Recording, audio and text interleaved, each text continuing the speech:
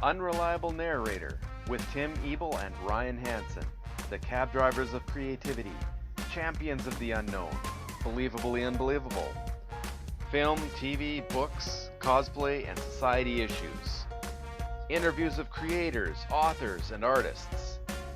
Mayhem on the word-cutting floor. And now, join us to find out what's really going on.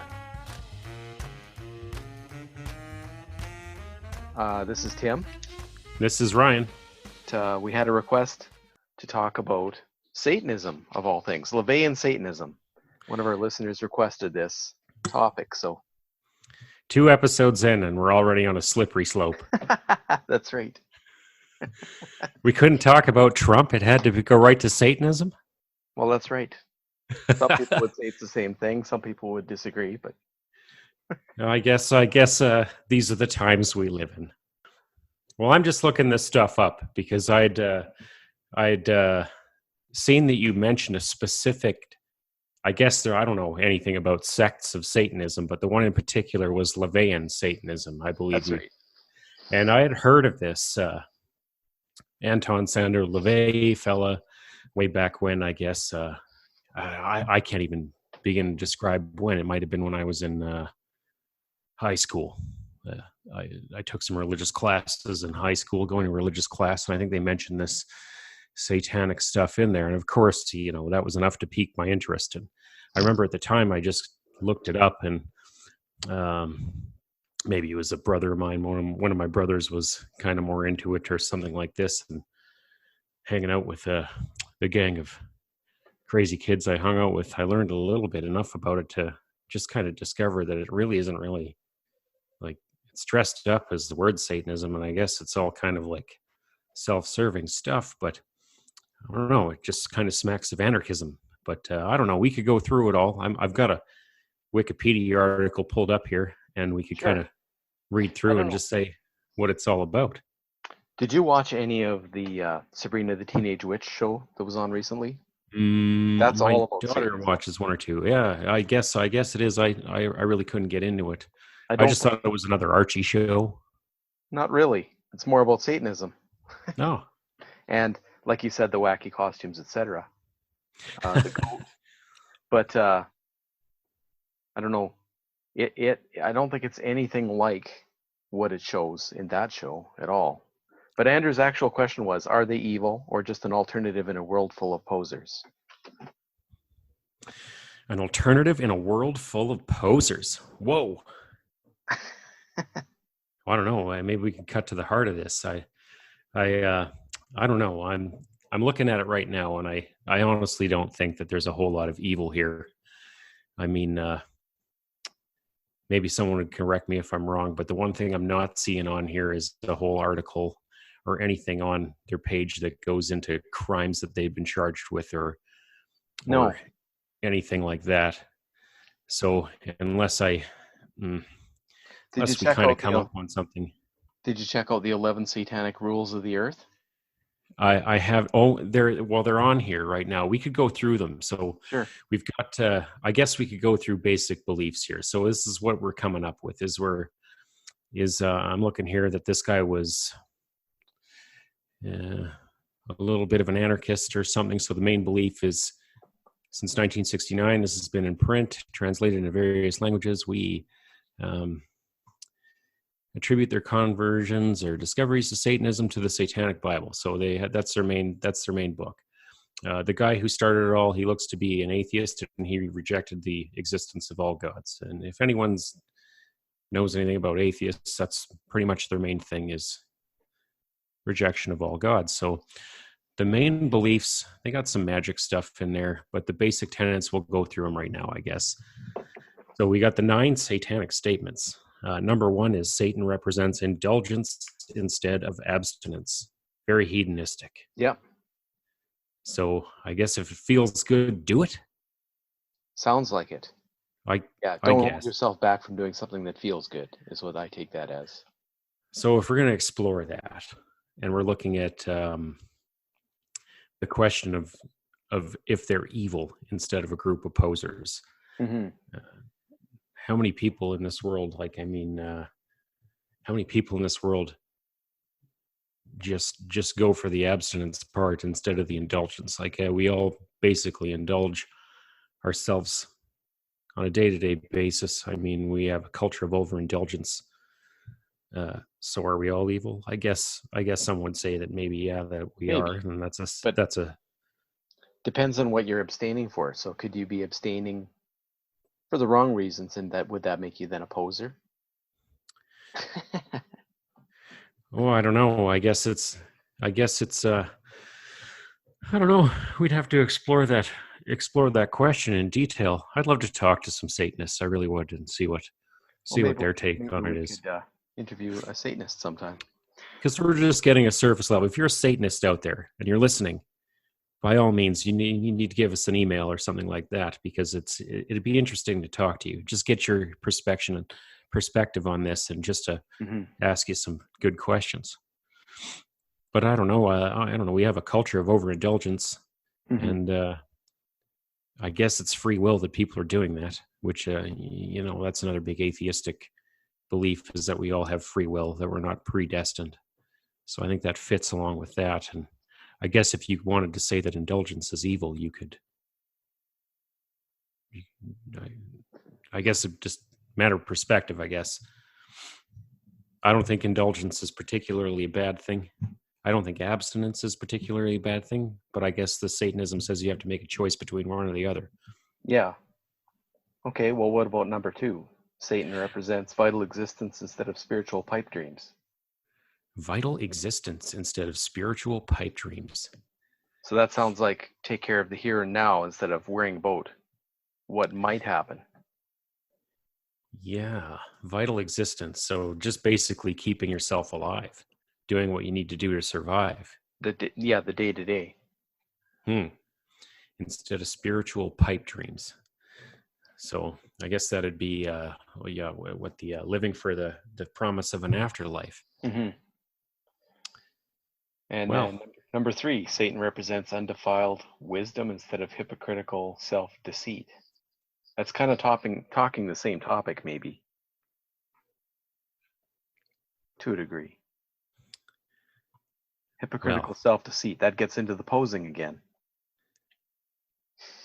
Yeah, it pretty much does. Are they posers? Yeah, I guess they're an organization that is trying its best to not be posers. Yeah, sounds like it. So number 4, Satan represents kindness to those who deserve it instead of love wasted on ingrates. We're only 4 in here, and I'm not seeing the downside. No. Well, love wasted on ingrates.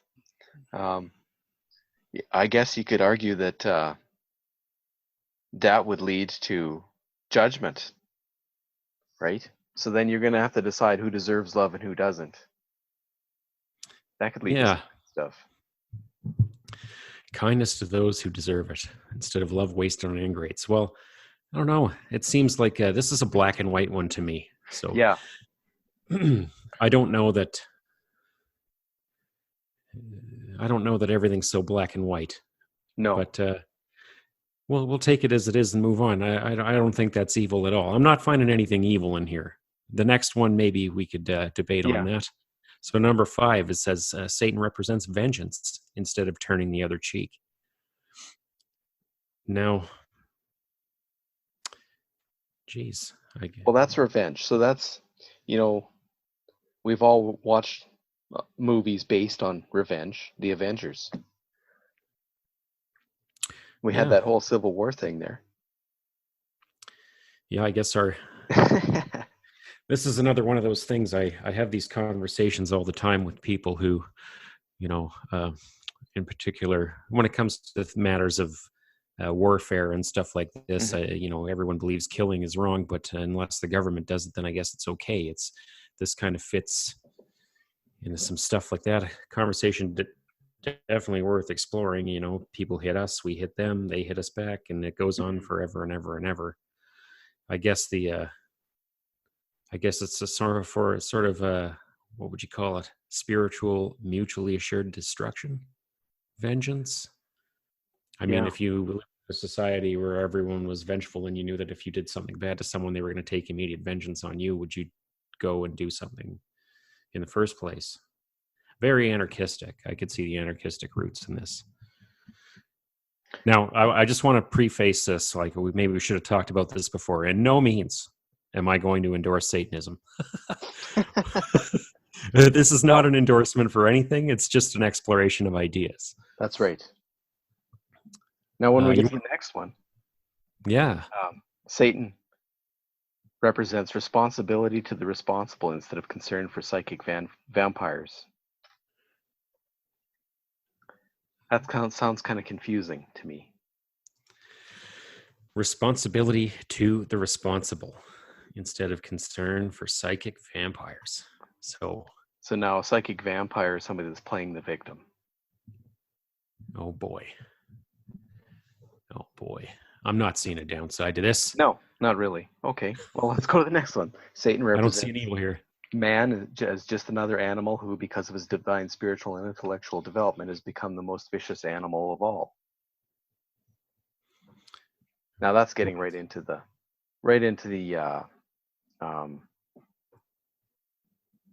what's the word? Atheist part of it, right?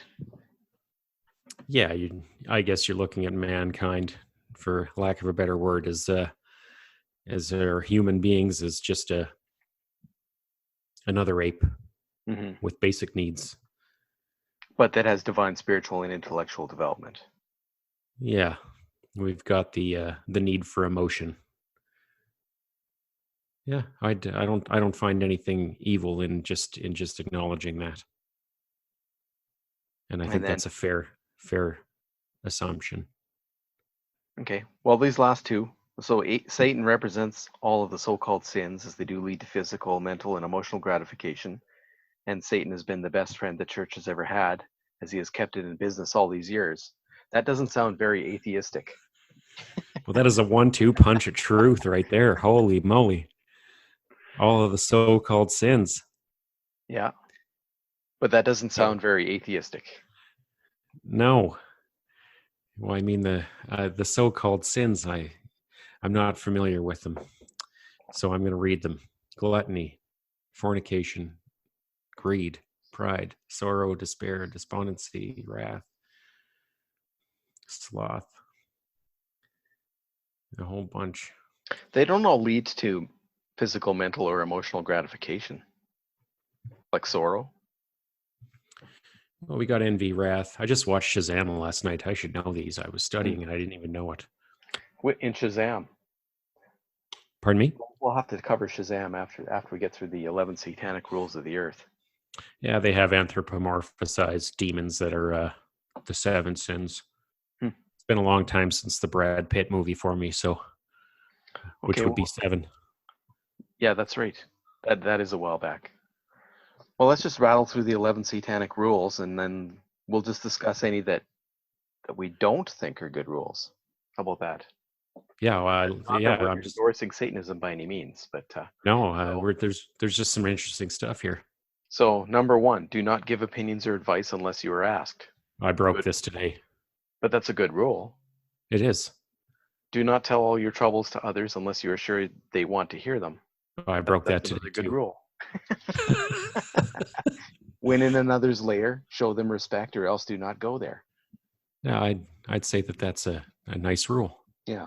If a guest in your lair annoys you, treat him cruelly and without mercy. Well, that might be crossing the line. I just love the use of the word lair. Yeah, that's right. Do not make sexual advances unless you are given the mating signal. That's modern society is asking us to do exactly that, right? Do not make sexual advances unless you are given the mating signal. Oh yeah, I'm not seeing a downside to that one for sure. Do not take that which does not belong to you unless it is a burden to the other person and they cry out to be relieved. Well, yeah.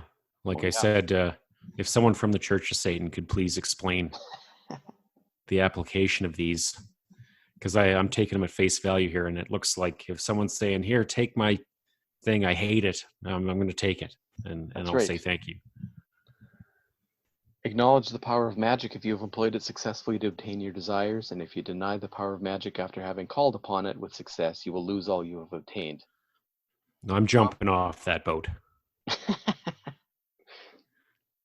Do not complain about anything to which you do not need to subject yourself. Oh, Well, that's fair. If it's yeah, not basically, if it doesn't have to be your problem, don't complain about it. Yeah, it's the old people who put themselves into the self martyrdom. We all know a self martyr out there. Yeah.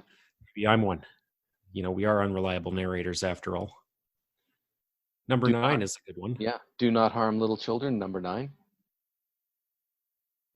Do not kill non-human animals. Number 10, unless you are attacked or for your food. Oh, geez. I mean, not seeing anything evil here. When walking in open territory, bother no one. If someone bothers you, ask them to stop. If they do not stop, destroy them. That might be evil. Well, you ask them to stop. They're bothering you when you ask them to stop. They don't stop. That's it. 12 gauge. Okay, so out of all of these, I think there's only 2 that really are questionable. Number 4, if a guest is in your lair and annoys you, treat him cruelly and without mercy. Yeah, we need some interpretation on that because, you can, I guess, someone's in your house and they're annoying you. Like, what does that mean? And I don't know. I can't say that I haven't done exactly that. And treat them cruelly without mercy. Like, is that just a stern fuck off? Is that my sarcasm could have counted as that? Yeah, is that barbed tongue? That's what you get. Spicy language. Maybe a swift backhand. Yeah, telling them that telling them not to let the door slap their ass on the way out. Yeah, there's some. I suppose I've lived this rule from time to time. I don't know. I if we're interpreting it correctly, I mean, there's nothing really evil about someone asking someone else to leave their house when they're acting like a dick. No. Yeah, we definitely need some clarification on these items. Maybe we should leave the Satanism for the minute, and we might revisit that later if we aren't crucified later for this. Well, I feel like I think the novelty's worn off. It's been like a couple thousand years since this concept's crept in. Mm-hmm. Maybe we can openly talk about it now without the crucifixion. That'd be nice. That's right.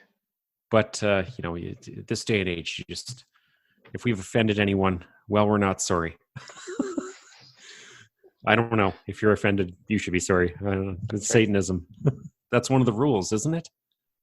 Well, and ignorance is a sin, right? So we're exploring our knowledge of this topic.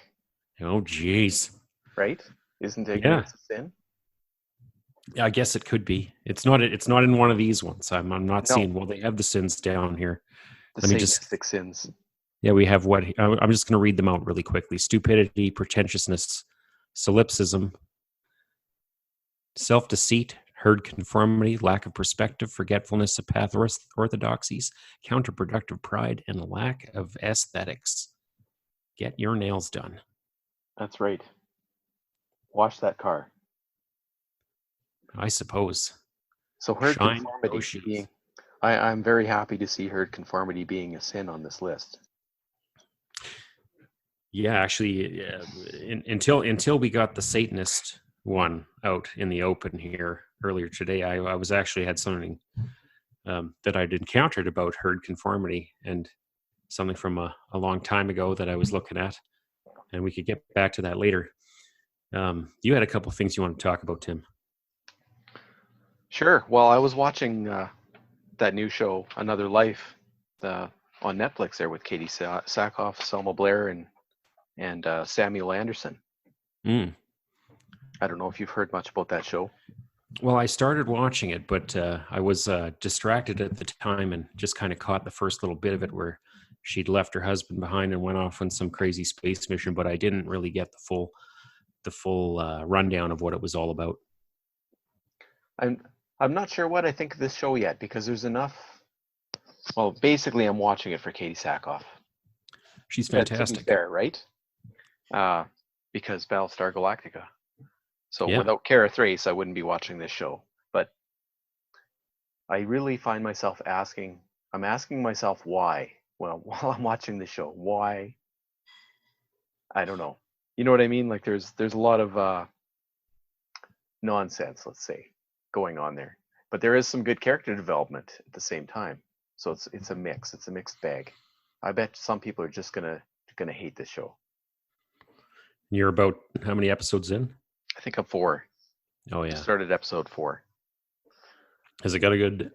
Pardon me. It's going somewhere that you like, or I think so. It's a little, I don't know. There's encounters that don't seem to make any sense, and it reminds me of the Aliens movie number 4 or 5, sorry, uh, where they land on the planet, and the biologist and the geologist are the dumbest people there. oh, You know what I mean? The well that characters happens. are just dumb. You need to take Shouldn't off be in your our helmet to space. pet that alien snake. That's right. That's that's in the science rule book right there. Rule number 1. So they definitely didn't send the best and the brightest on this mission, is what I'm getting at here. And that, I Well, guess, is the biggest problem I have with what's going on right now. I mean, maybe they had to be volunteers and there was no intelligent volunteers, but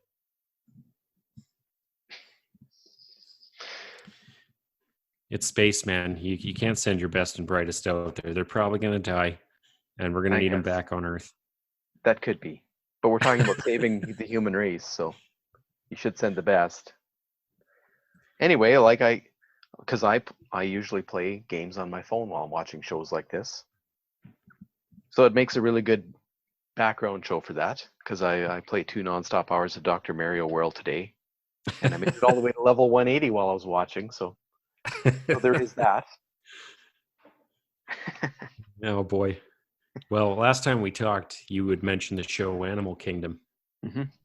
and I got about 3 episodes in that, and whoa, uh, there's some stuff going on in that show.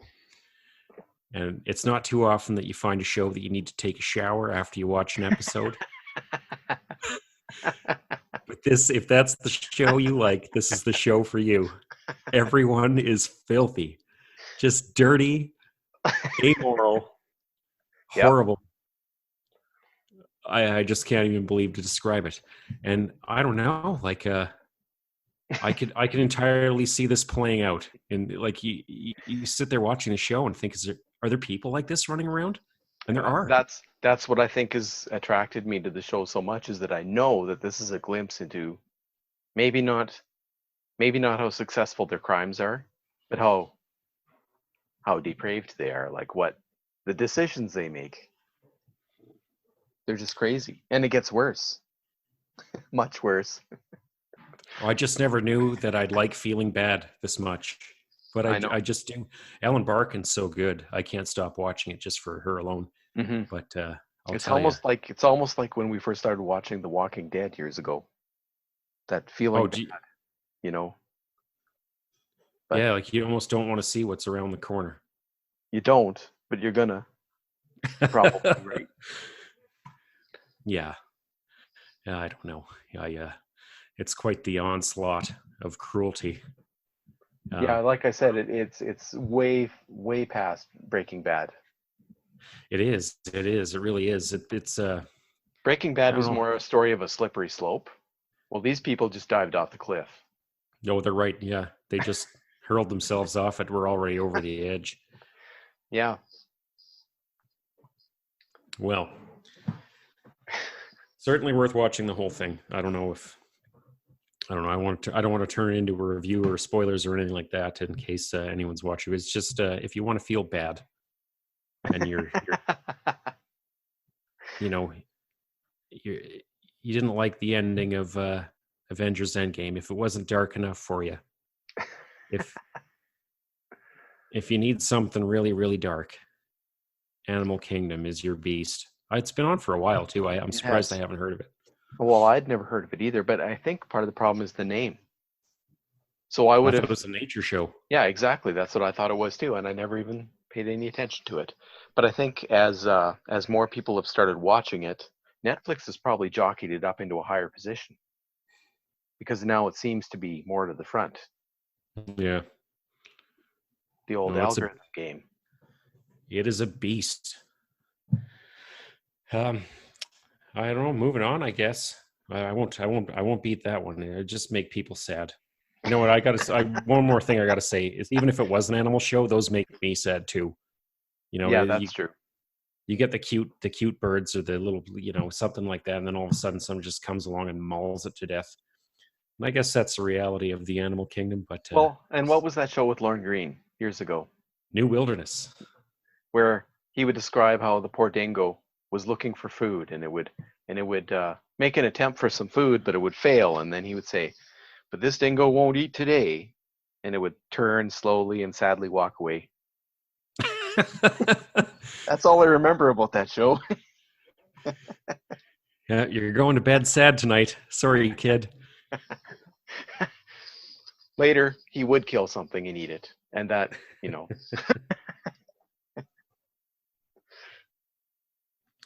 No, Yeah. I just the only other things I've been watching this week is I kind of went on a big kick this summer. We did a road trip, and we wound up seeing a bunch of houses that belong to Frank Lloyd Wright. And Hmm. you would indirectly introduce me to him through those that novel series, the Hyperion books, which I loved, and they're some of my favorite books. So we went walking the path of the people in the stories, and we wound up doing all this Frank Lloyd Wright. And I won't go into great detail about the houses. They're amazing. If you've never seen them, and you're down in the neck of the woods there, check it out. Hmm. But then I got home and I started looking to see. He died in the late 50s, and I thought maybe there might be some radio interviews or television interviews or something like that that someone had put on YouTube. And sure enough, there were. So I watched one of them. It was an interview with him and Mike Wallace, and um, he had some really interesting viewpoints from the 1950s that I thought lined up really well with some of the things that you see today.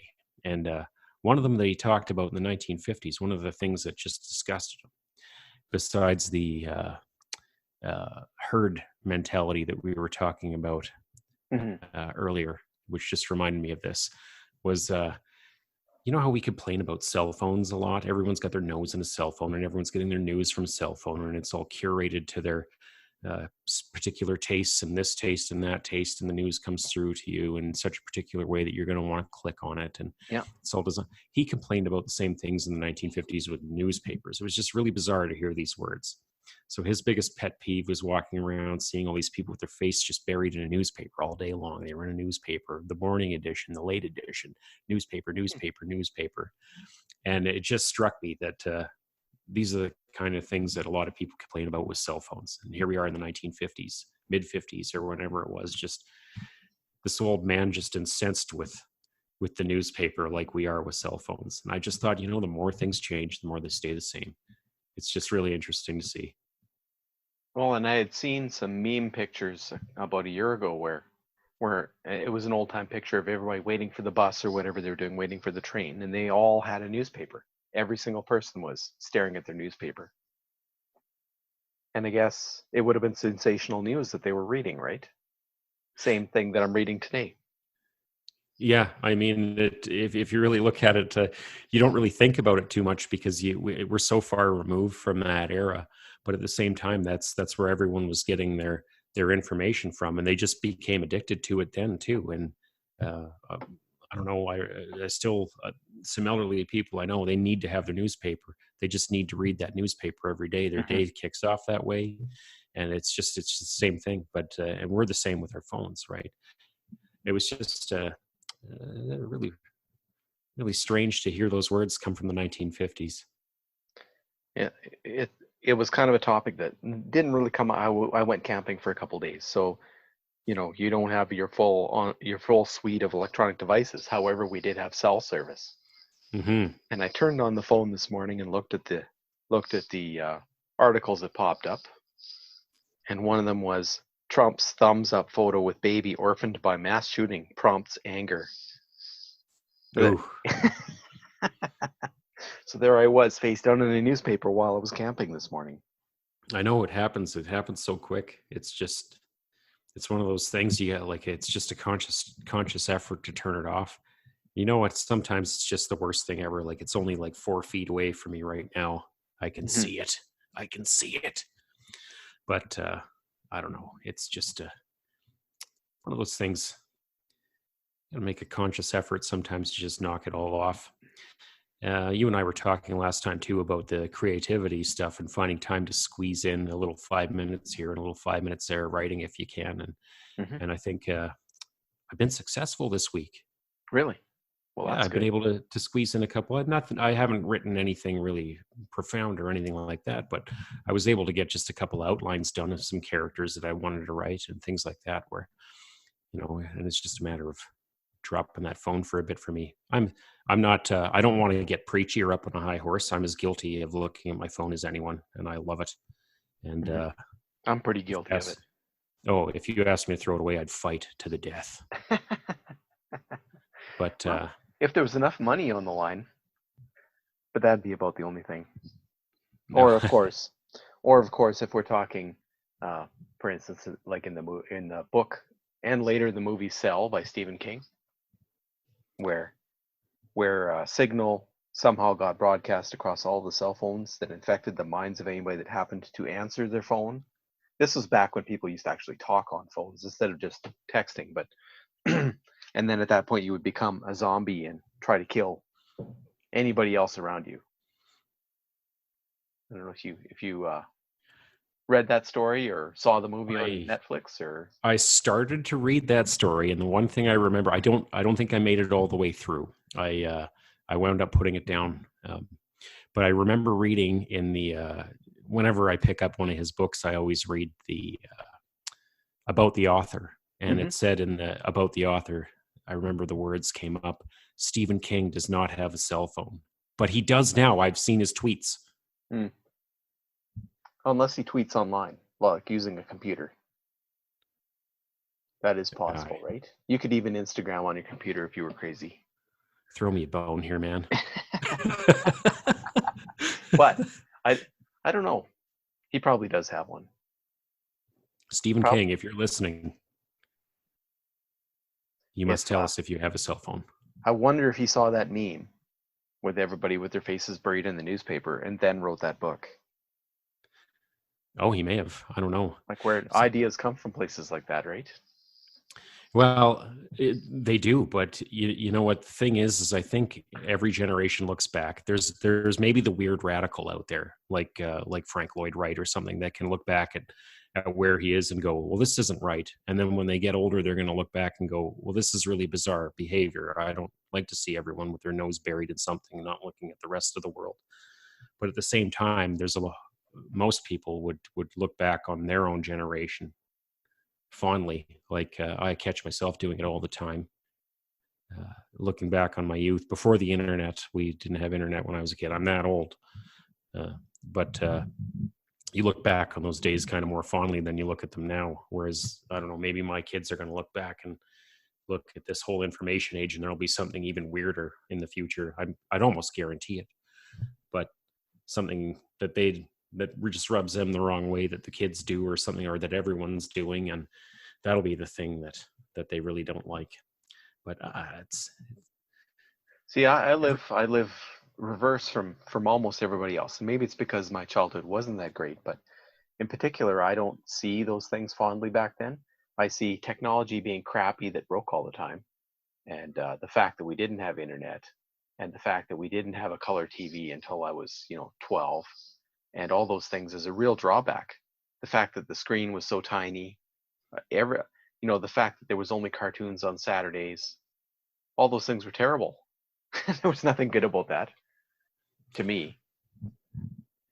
Well, I remember all those things too, but I just can't remember thinking this sucks. I mean, I think back to, well, I think right now I'm a big movie lover.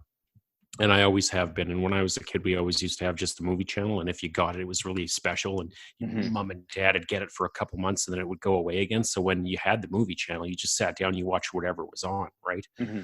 So I was 12 years old watching foreign films of a family crawling through a pipeline or an underground culvert or something to get into the United States. I think it was called El Norte. I just watched that. Yeah. I watched that like 4 times. It's not something a 12-year-old should be watching. It terrified me, but it was on, so I watched it. And it was, I don't know, it kind of opened the door for a couple other things. If something else came on that was kind of along the same lines, it'd be like, well, El Norte wasn't bad. I'll watch that too. So I just did. But it was just seemed like if you didn't do it, you just didn't get to do it. So you just did it. And if it Well, was the Disney scarcity makes things more interesting. yeah, it does. It does. I mean, you're really hunting for something to fill that kind of time or whatever. Um, the other weird thing that I took away from this interview was a conversation that I've had with now I'm a reader. Like I need to be reading something all the time, whether that's in bed at night or during the day on a Saturday. If I don't have something to do or a rainy day, I always have to have a book on the go, and it's been a thing for me since forever. And my wife is not a she's not an avid reader. She doesn't read like that. She'll read something if she's really interested in it. Hmm. Um, but one of the things that he mentioned in this interview was they asked him if he reads, and he says, "No, I'm not really a big fan of reading." He called it spasmodically, and he just thought that was the weirdest thing that people would just read just to be reading. Just because. Yeah, they weren't. It was just they were Purposefully sitting there on reading. the couch. Yeah, and I kind of looked at it. He was looking at reading like I look at video games, right? It's something I like to do, but if I do it too much, I'm like I'm not doing anything, and I get this antsy feeling that I'm wasting my life. Hmm. And I think he kind of thought of it the same way, which is so. I got a big dose of I told you so, and it was a pretty interesting interview. It depends on what you want to do with your time, though. Like, for instance, if you're going to write anything, then reading a lot is important. It is, but if you read so much you like reading, then you're not doing any writing. So Hmm. No, it I has don't to know. be It a was kind of balance. yeah. And I think that's more or less what he was talking about. Is that people were out of balance, whether it was just burying your nose in a newspaper or just reading all the time, reading. That's all anyone did, or there's no balance to it. And I don't know. It goes back to what we were talking about with the phones and everything like that. Do you have a hard time? Like I have a hard time just kind of putting it down at home. Mhm. It just is a void filler. I don't know. It But goes in cycles. So my Fitbit broke. I dropped it, and I dropped it from the top of a ladder. It fell off my wrist. It broke. So that's a piece of technology I'm missing right now, right? And I find I really miss that, but it doesn't really do anything for me. I check. Oh, look, I got 8,900 steps today, and I slept 6.5 hours. But what does it really do for me? What am I addicted to there in checking that information out? Is it helping my life any? Sure, it was a watch too, but I have a phone, so I can look at the time anytime I want. Do I really need that, or is it just an entertainment? That's what I've been wondering. I don't know, I have one too, and it just guilts me. I just I like it. I like it. I have been more active since I got it, but at the same time, there's all this other information that I didn't have before, right? Mhm. So now I'm checking my heart rate all the time, going, "Geez, is it lower than yesterday, or is it going up, or what?" And I'm trying not to be paranoid about it, but it just puts that. I do the same thing. I get up in the morning and I look at my sleep pattern, Yeah. and I had a really really vivid wild dream the other night, and it was kind of interesting because I got up and I looked, and I got up from the dream and I looked at my Fitbit was the first thing I did, and I looked at the information on my phone, and I could see where Where the blurb I could was?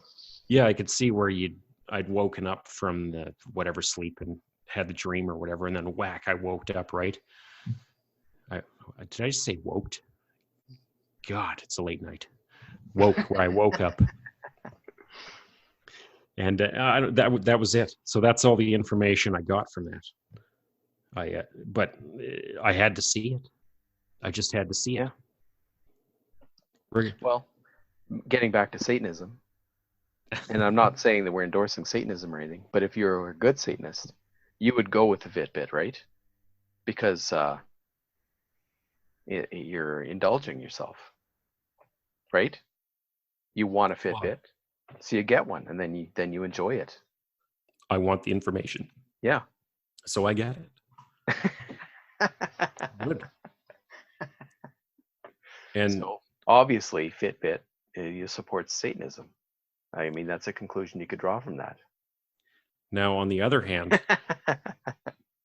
the ladder that your Fitbit fell off, I'm not hearing any vengeance taken. No, well, I don't know. It fell right off my wrist. Let's say I wore it out because it was a year and a half old, and the strap broke. So whose fault is that? Oh, that Could would be be my yours. fault for not taking care of it properly, Maybe, yeah. or Yeah, it you could be didn't take Fitbit's care of the fault for. vital existence. Some people would say because it wasn't an Apple Watch, that's why the strap broke. Oh, But jeez.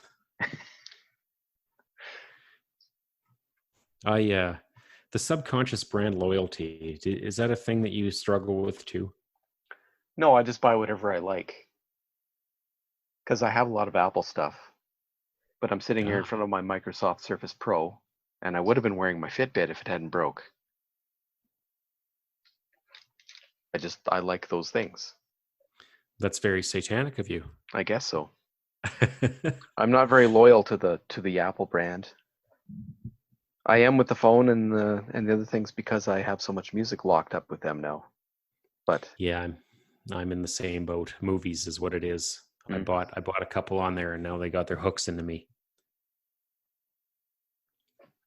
but What do you? at the same time, I kind of feel like Google might be evil.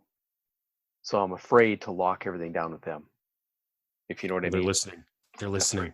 They're listening right now, but they want to give me all my music, all my apps, everything, and it feels more intrusive than the Apple Store does. Which of course could be just you know the pitcher plant is better over at Apple, but you know what I mean. Maybe it looks more like a mousetrap over at Google to me. Oh, it might. It might be just that simple. It might still be the same pitcher plant, just that one of them is not as attractive as the other one. Pardon me. Uh, I don't know. I don't. Google's one of those weird ones. Like, who knows what they're doing? They've got. I'm going to sound so paranoid here, but everyone's just wiretapping their house now for fun. You know, Mm-hmm. it's freaking me out. Well, and we don't know how often things are listening to us. We have a Amazon Fire Smart TV in our house, and we shut the power bar off every night so that the thing isn't running. Yeah, So is they're that all. paranoid? I guess it is. Well, it's not paranoid if there's truth to it. I mean, I think at this stage it's pretty safe to say that all this stuff has some truth to it. Mm-hmm. It's just how freaked out you want to get. I won't own the Google Home or whatever. I feel comfortable with my cell phone. I more than I should, because I know that it's doing the same thing. It's essentially the same function. I mean, I hold it up to my face and it knows my face is there. I have all that stuff turned off, but it's still looking at me. It's still Mm-hmm. taking my measurements. It still knows that there's a face there. It's Yeah, just just, just because you're not using that stuff doesn't mean it isn't activated. yeah. I mean, I don't know what it's doing. We don't know what it's doing, and no one's reading what they signed off on. So I'm just as guilty as the next guy. I'm not preaching from some sort of soapbox here. I'm just kind of, working through my own shit. I guess I guess we are breaking one of the nine satanic sins there, right? We're herd conformity Oh yeah, big time. because you have your Apple devices, I have my Alexa smart TV, which I don't have Alexa set up, but in theory it's all set up and I already record. It could be recording right now. It might be able to hear me. It's close enough. Maybe we, I maybe don't we know. should be doing this recording on the smart TV, Well, and then maybe. maybe then Amazon will copyright it on us. And I didn't read all the fine print after all. I just clicked OK when I set it up. No, it's okay. Like you don't have to be worried about it. It's just one day this tiny Google car is going to pull up. People in bright colored uniforms are just going to come out, kick your door open, and take you away. That's all that's going to happen. But it'll be really fun. Well, as long as they put me on the raft, because I'm really curious. We don't know much about the raft. The raft. Yeah, that's where they take all the mutants that they impound. Oh, you're going to have to enlighten me here. I'm out of the loop. Well, say for instance, on Jessica Jones, season 3, I don't know, major spoilers ahead. Say for instance, your best friend went evil and you had to take him in. They end up going to the raft. Oh, you're talking about the high security prison in the That's Marvel right. universe. Okay. I mean, where else would Google be taking you if you got apprehended for, pulling off some mutant escapades and then getting discovered by Alexa? My geek brain went to there first, and then the second raft I thought you might be talking about was like the river Styx, and you're dead, and they're taking you across to the other side, and you're on that raft. That's Well, where we could go even farther down the hole and go back to Creep Show 2, where the raft was a short story that Stephen King wrote, and then it was in that movie where they go out on that raft, and there's some sort of it's in a pond in the States somewhere, and there's some sort of a creature in the water that has acid for blood, and it eats humans alive. I don't know that I saw Creep Show 2. Fairly disturbing movie to watch as a 14-year-old. Since I seem to still remember the story. Well, you go check out El Norte. El Norte? Yeah, it was a good one. It probably beats the raft. It's a lot to get through. It's a slog, but I don't know. I remember it being a good movie. A little disturbing. Just disturbing. I don't know. I started this thinking I was a good Satanist, but now with the herd conformity, I'd have to say that I'm not thinking I'd fit the mold so well right now. No, but so those are guidelines and things to strive for, right? I would imagine for any religion you're going to join or try to follow, and we're talking any of them, there's going to be things you're not doing when you first approach it, right? So Yeah. saying one of us wanted to become a Satanist, and I'm not saying that that's the case, you would have to look at these 9 satanic statements and sins, etc., and go, okay, well, I'm not really doing this to my full extent. When people insult me in my own home, I'm not being cruel and sadistic enough to them. I have to go out of my way to do that now. And if I'm traveling in an open area and someone bothers me and I ask them not to, and they keep bothering me, I must now destroy them. I don't know if that's a fair statement to make. I mean, that would mean that there would be a lot less Satanists free in the world if they went out very often. Well, they would end up on the raft.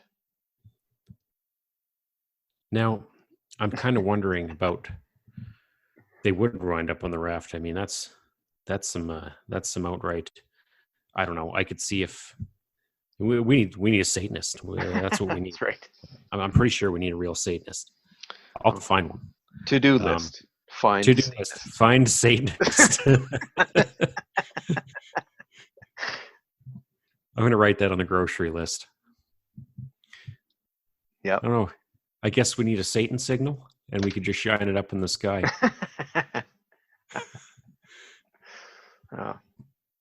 Maybe. You got a big red light outside your house. All of a sudden, people are coming looking for prostitutes. I don't know what we did wrong here.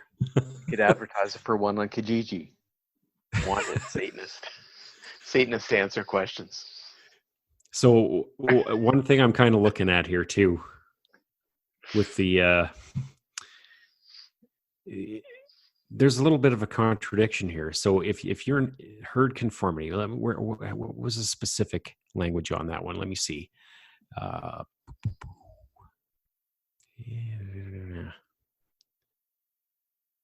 do they word this exactly? It doesn't really say. It just says the 9 satanic sins. It just said, okay, so it's one of Published the by sins. LaVey in 1987. These outline characteristics that Satanists should avoid. Herd conformity is number 5. Self-deceit is number 4. So what happens if you're around a bunch of Satanists and they get you into following Satanism? Is that herd conformity? Well, you kind of think it might be. So did he just write his own like weird loophole, like the law of robotics here, where you could just kind of find the back door into breaking your own rule? Because that's kind of a sticking point. Any sort of I guess this is when you're following rules here. Like that's the thing I don't like, is it's got all these rules. Well, maybe the goal is to not be. Maybe what was going on here was he thought that there was a bunch of people that were being stupid and pretentious, so he wrote this list. And he said, no stupidity, no pretentiousness, no self-deceit, and stop herd conformity. And he might have come up with this because that's what was happening. That's just a guess. Because they came out 1987, it says. So that's fairly far in. That's like 37 years later. Yeah, considering this is a late 60s kind of movement. Yeah. This really smacks of me the more I read about it, the more I just sit here and look at it. It really kind of smacks of me like some sort of like a punk rock movement, like a counterculture thing is really what this was or is. And now it just kind of seems like like a fun thing to do, a way to just say I'm having fun and I love it. I don't know. Yeah, the only difference is, well, I guess punk rockers probably are considered to be going to hell by many Christians. Yeah, maybe just as soon as you say that you are even talking to a Satanist, you're probably in trouble, unless you're trying to convert them. Yeah, I suppose. I don't know. I'm curious out there. I'm gonna start poking around in my very limited circles of influence. Well, you don't know. Like every once in a while, I realize that somebody that I know is a Christian, a very strong, believing Christian. That I didn't realize that at first. Yeah. Maybe somebody out there that I know is a Satanist, and I didn't realize it. Well, it's unlikely, but you never know. You don't know until you ask. Just don't do it in the open and try not to annoy them. Because what is one of their tenets? Do not give the 11 satanic rules. Do not give opinions or advice unless you are asked. So if they were actually a practicing Satanist, you would never know. I suppose not. Because they would never tell you. Well, this is an interesting dessert to chew on here, let me tell you. Well, should we wrap on that note? I think so. Well, it's been a slice. If we aren't put to death over this Satanist talk, I'll see you next podcast. That's right. And on the to-do list, we both have find Satanists. So if you find one before I do, let me know. I will. I will indeed. I'll shine that red light up in the sky. And, red light. And make sure the red light of Satan. Light.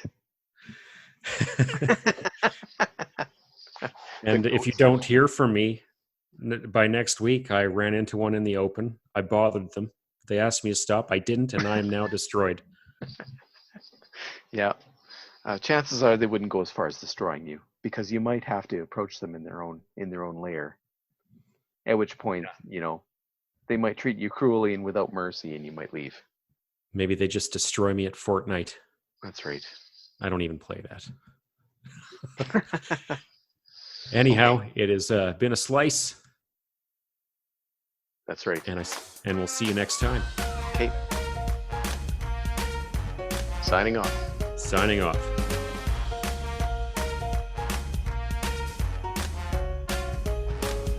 This has been Unreliable Narrator with Ryan Hansen and Tim Ebel.